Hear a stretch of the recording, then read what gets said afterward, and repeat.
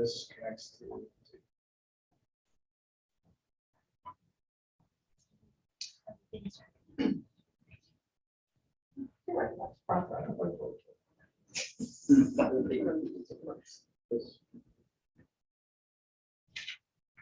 Okay. You're live now. So it is 7:19 p.m. and I will call this meeting, special meeting of the Board of Education to order, and we will start with pledge.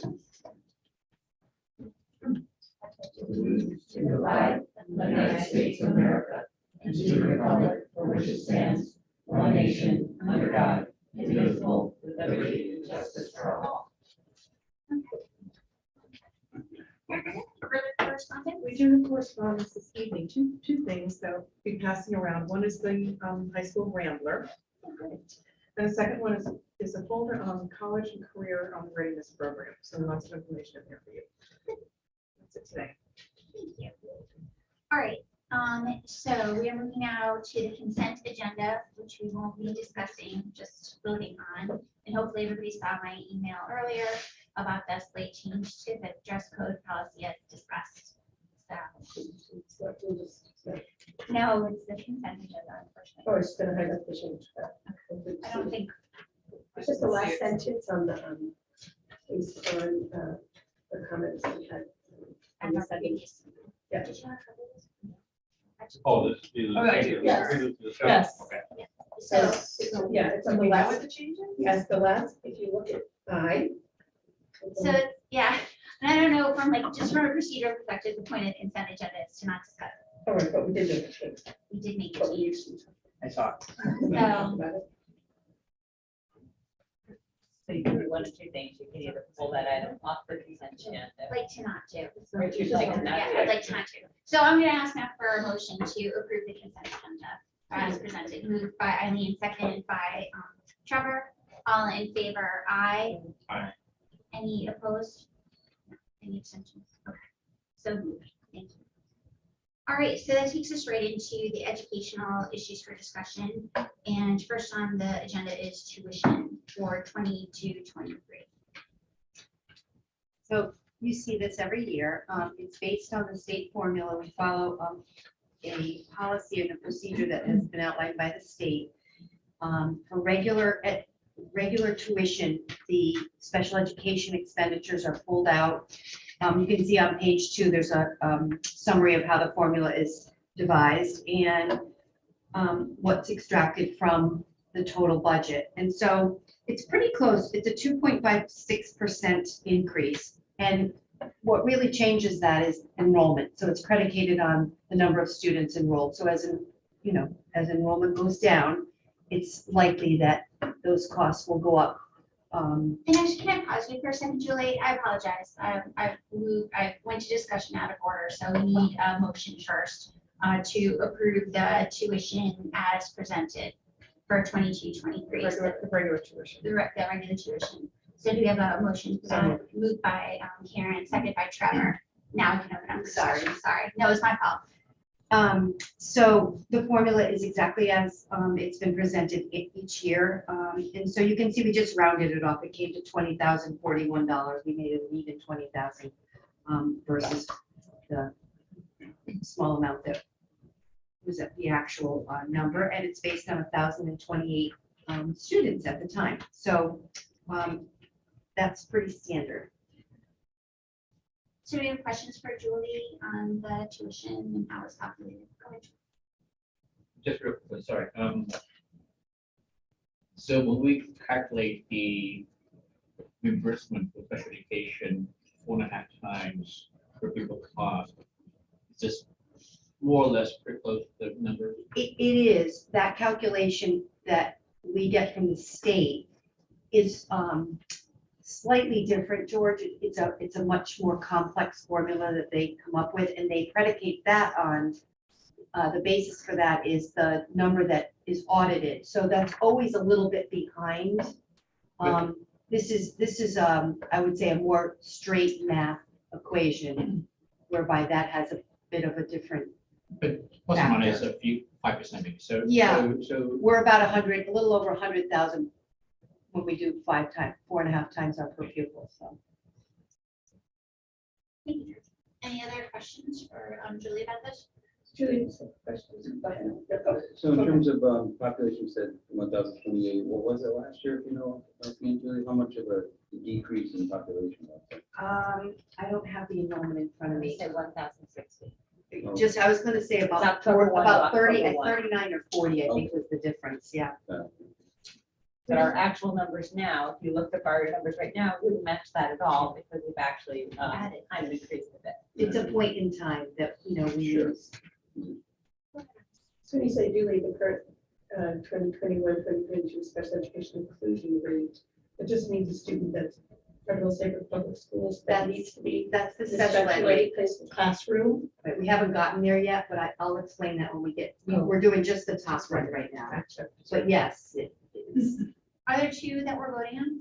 There are two. Yes, yep. So we just did the Regular and first special one. Okay. That's not really a check. It's tuition. I think it's just. Yeah. yeah, Both tuition. motions are listed at the bottom of the memo. All right, I must have missed that part. I'm sorry. All right, any other questions? Yes, I have a question. Sure. Two questions. One is how many students do, sorry, I apologize. How many students do you anticipate would be, no way, no, probably. No, we don't, that we're accepting tuition for. Right now, we have none. We set this every year. Sometimes we have some, sometimes we don't. Right now, we don't Right now, have there are any. none, and you don't know if any will be coming. There's one that joined us late this year that could potentially be. So Okay. we, just a little follow-up on that is that we don't typically accept tuition students unless it's a situation where we have a program that another district doesn't, and we sort of work with the other sending district to work that out. And we use the same relationship with other schools. So maybe a special ed program or a particular program that we, that a student wants to be involved in. Okay, and so then maybe my follow-up question is moved, but I was going to ask how that pricing compares to other, because we know Lima One advertises for tuition students, Madison and advertises. How does the pricing compare? I think we're very comparable. Actually, probably a little less. Yeah. Yeah. That's what Probably a little more than Madison and a little less than Region. Madison has more students, so that's So they don't have that possible. many. Although I think I saw theirs not too long ago. Too far from. Thank you. Yeah, I was gonna say, Jim and I both got things mailers to send our kids there. Yes. it was. Yeah. Yeah, but I did mention that to the superintendent. Leave our people alone. Any further discussion on the regular tuition? All right, then we'll move to vote. All in favor of approving the proposed regular tuition rate for the 2022-2023 school year? Aye. Aye. Any opposed? Any abstentions? All right, so moved. So we'll move to the special ed one next. So this, as you can. Oh, wait. Need a motion? Oh, yeah. So the motion is move to approve the proposed special education tuition rate for the 2022-2023 academic year as presented. Moved by Karina, seconded by Trevor. Discussion, please. So predicated again on the current 2021 expenditures. We look at the total special education costs and again, use the same formula that the state provides and then the number of students. And so special ed students proportionally have gone down. Obviously, we were up over 200, we're down to 172. So again, very similar. This has obviously some of the special ed grants and things like that are included, which is the money that you don't see in the operating budget. It's additional to the operating budget. So that would be the only real difference in total costs here. And you asked about inclusionary. So when I'm looking at inclusionary, I would think that would mean, what Jan was saying, if you're bringing in a student from another district, because we have a program here, that the tuition cost then would be 52,000. Right, And so they pay 52,000 plus. right. And that Right, includes, Yeah. you know, services that they might receive within that. Transportation, No, transportation is always separate. It's just the tuition. and does that go up there? It does. And based on, Our actual expenditures. So we use, you know, what it costs us to Educated students. educate a student. um, from another district that's Coming transferred. here, yeah. So similar question, how many students do we have then? So we had one, and that student is no longer here. And we don't, right to my knowledge, there isn't anyone on the horizon, but that can change like that. Same question she had. Okay, so you're good. Was that the New Jersey? Was that yeah, so that individual is now, right? They didn't leave because they didn't want to be here. They Correct. Schooled fully. It will probably, yeah. Next, Okay. next is change. Okay. Nexus change. Okay. That's a good question. Julie, can you explain like layman's terms, what they say always 4 times, 4.5, okay. because it's complex. So typically with these students, it wouldn't be the case, but we, there's something called agency placement and excess cost grants that we get every year. And agency placement would be a student who's placed by the state in a particular program. It may be our program, it may be a program outside of Old Saybrook. The way that the reimbursement comes back to us, statutorily, it's 1 times a per pupil cost for a student that's placed by the state. So $23,000 is expended by Old Saybrook, and then a percentage of everything after that, about 75% has been the average that the state has reimbursed us.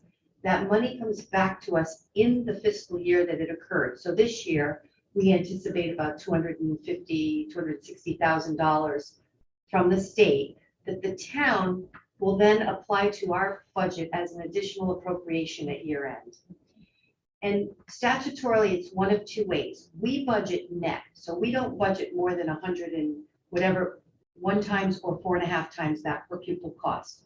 So because we budget the net, we get the additional appropriation added to our budget. Some districts will budget the entire amount, and then the town takes that money as revenue. So there, statutorily, you're allowed one of 2 ways to have that money come to the town or to the board. So that's the 1 times per pupil. 4.5 times is a student that's placed typically by us or through a PPT process in an out-district placement. And when it's reached 4.5 times our per pupil expenditure, the state reimburses us a percentage, again, about that 75% for the expenses that exceed that $100,000 threshold. Case for clarification, maybe Jan knows too. So are they all questioning that they're trying to reduce the 4 times because they think that that's They're trying to give more money to towns for special education. They have, this formula has, for years? I mean, I've been 30 some odd Yeah, years in for years. education. In the beginning, it worked that you got 100% of everything after your per pupil expenditure. It had probably for the last 20, Mhm. it has not ever followed the formula the way it was statutorily written. Yeah, the formula, I describe the formula as pizza dough. It's been stretched out of shape in so many different places that it's hard to really understand it at all anymore. Right. So that's one of the things they're trying to fix. The other thing they're trying to fix is the predictability. You never know what you're gonna get, when you're gonna get it. And then the third thing that they're trying to fix is to fully fund special education. I don't think that there's any way to make that happen. There was, in the current biennial budget, there was an opportunity to make some changes, but the cost was pretty prohibitive. And we have to remember, I mean, we always want to point to the state because they're directly above us, but in fact, the federal government has never really met the standards that they had set for funding special education. So I think we will continue to grapple with this. And every year over the last few years, CAPS has put out a formula. There's been some other agencies like Connecticut School Finance has put out a formula. So it continues to be hotly debated. Doesn't say, oh, I'm sorry. But why did they go 4 times? Why don't they just? Well, it used to be 5 times, then they went to 4.5. Okay. So that happened about maybe 10 years ago, and it's been at 4.5. That was their little bit of effort to try to give towns more. I think, to be honest, I think what happened was the pot of money that was earmarked for this reimbursement, the pot never grew, so the percentage where we used to get 100, it went down to 95, and then to 90, then to 80, then to 85. It's now at about 70. It fluctuates between 70 and 75%. So that was sort of their way of never increasing that grant, as Jan said. And I don't know how they'll ever fund that gap because it's a huge number. I mean, for Old Saybrook, it's, you know, we may have $700,000 or $800,000 in monies that go through excess costs. In, you know, much larger districts, it's hundreds, it's millions, tens of millions. So it's a big number. Thanks, Lou. George, go ahead. No, I just want to clarify the question I asked for. It's a good question. And the reason why I asked Julie, you know, the student tuition is because one of the consequences of reducing student population, the cost of change, the cost of change is our per pupil cost goes up. And so that number times 4.5 becomes a bigger number. So that's the threshold you have to get state to get funding back. And it gets more and more difficult to get funding back. And so now you set a % smaller number, but the hurdle to pass that gets more and more difficult. Every single student lose, even if you don't change it. And in a lighter note, most outplacements are keeping up with that, that additional expense, you know, so the tuitions are, the gap between them. Yeah. The tuitions continue to go up, and so Yeah. they're sort of keeping pace, if not exceeding pace on that. Yeah. So I mean, we're getting into those sides. Yes, yeah. That's why it's hotly debated very often, particularly in a budget year. Start budgeting growth. Yeah, then we have to give back. No, you're right. I mean, the hard part about it also is we report 2 times a year. So let's say a student comes in after February 1st or March 1st, I think it is now. You don't get anything for that student. But if the student leaves you prior to March 1st, It counts against you. it counts against you. Like, so every odd is against you on the formula. And they've made that to help themselves. It still doesn't count. Yeah. They take your money right away, but they don't actually give you, yeah. Exactly. So other questions for Julie? All right, well, I'll move to vote. All in favor of approving the proposed special education tuition rate for the 2022-2023 academic year as presented. All in favor, aye. Any opposed? So, thank you. Can I make a disclaimer? I'm on my phone, but this is where I'm looking at the document, so I didn't want you guys to think I wasn't paying attention. I know what you were doing. That kind of more into like. Like shoes or something. Are you shopping over there? Anything good? I used to go on. What are but not like Amazon you. deals today? Can you tell them? All right, so the next thing on our agenda is the school start time. So I will look for a motion to approve changing the school start time at the high school As of 22, 23. 22, Yes, thank you 23 for the school purpose year. of the motion. For the purpose of motion, yes, for 22-23 school year, as presented. So I'm gonna get the motion moved by Karina, seconded by Trevor. All right, discussion. Love this. So I do have paper copies of the fact sheet that's in your electronic book. So anyone who would like a paper copy, I'm more than happy to pass them around. Jim, yes. Question? No, If Oh, anyone would like a paper copy. Anyone else want a paper copy? Mr. Ray, was your hand up? No, I got it. There you go.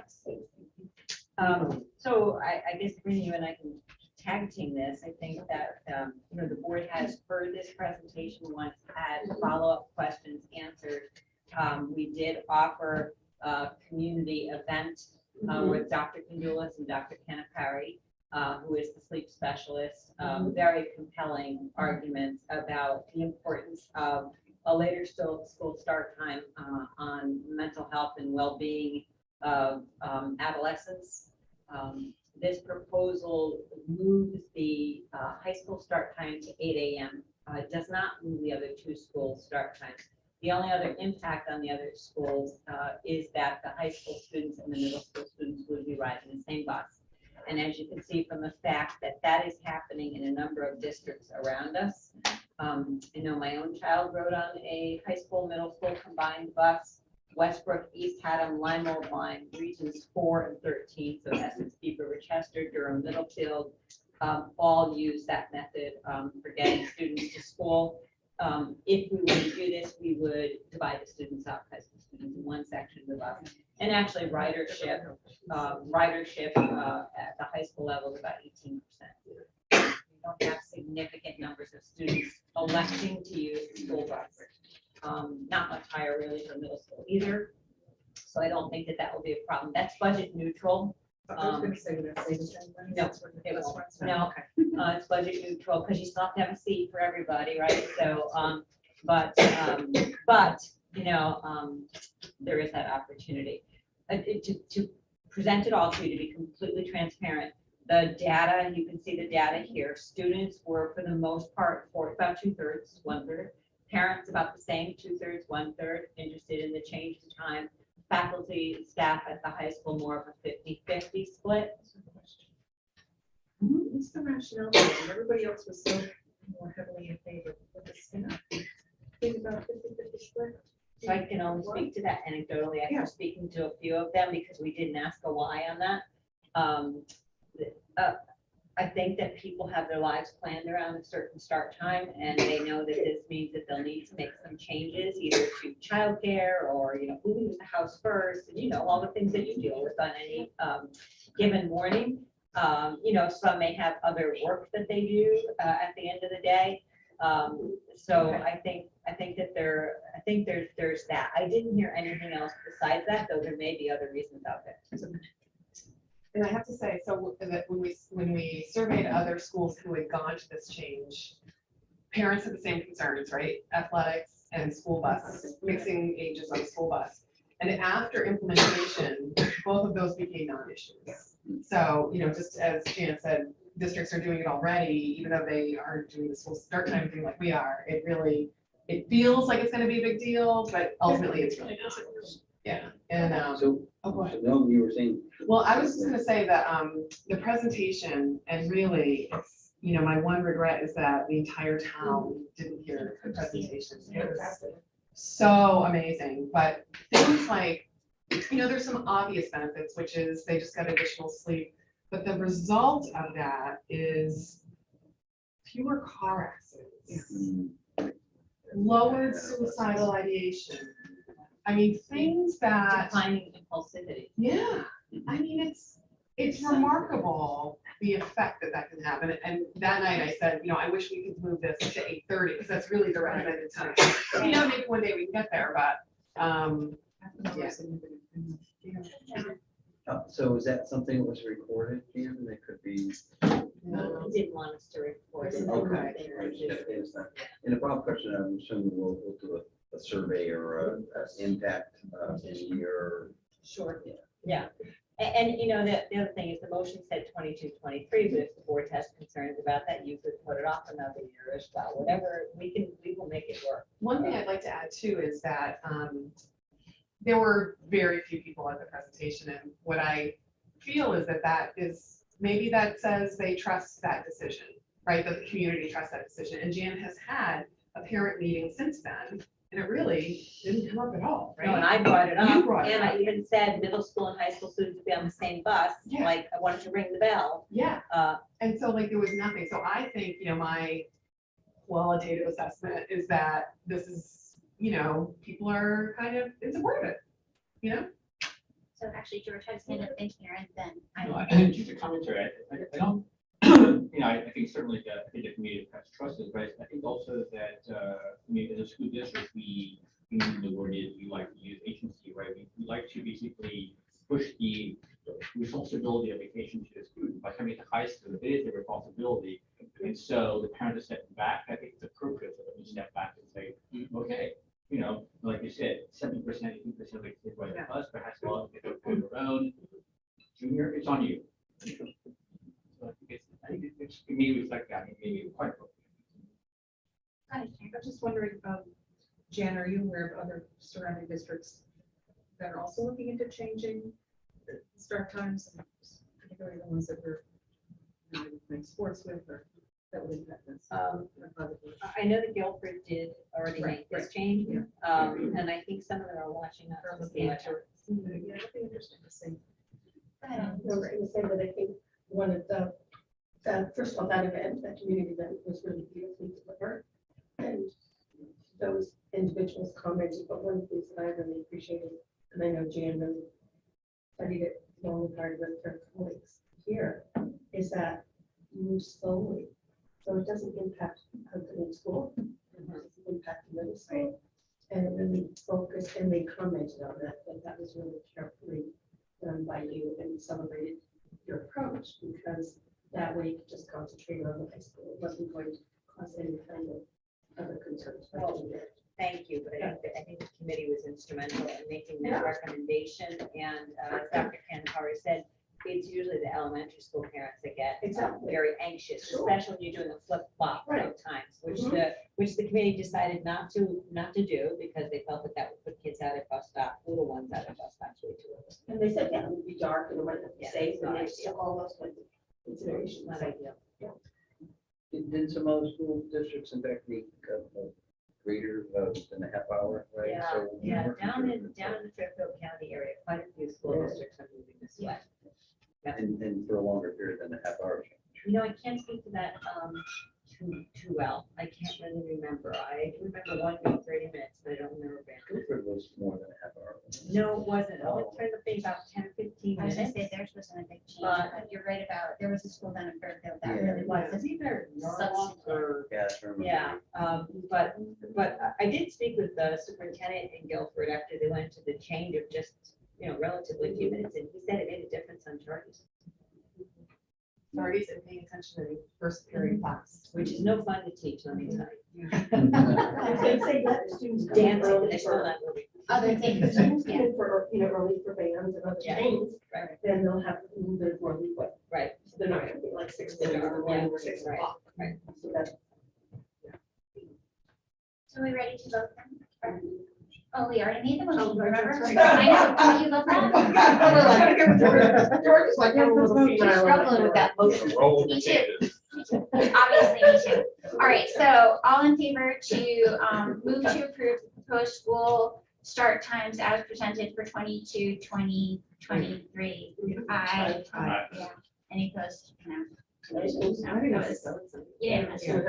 So she's coming, so essentially, early start time will start in about. September, weeks. couple months. Yeah, a couple weeks. So you will. It'll take a couple of weeks. Sounds really too soon. I know.